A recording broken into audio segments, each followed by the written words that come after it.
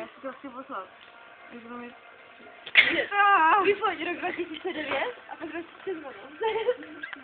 Extrémně masáme. Počkej, 2009, ukažte mi něco 2009. Kde je Nějaká krapka. Tak potom.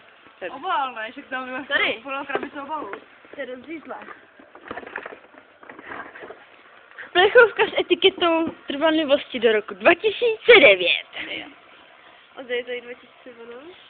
Postup. To je. Odděláváme staré etikety, přiškrabáváme lepidla a dáváme nové etikety z trvanlivosti do...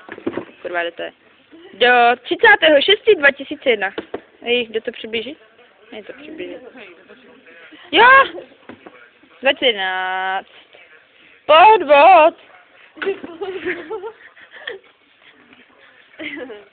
Ale to samozřejmě jediní pracanti, že jo? Velká pracovní síla. Máme nejvíc plat, jo? Paleta, která má 3 vrstvy a 5 beden. Tam to nic.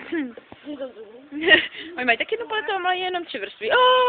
My jsme jenom až o 5 beden dopředu. Tak Tak jo, to si moc a já dělám krabičky.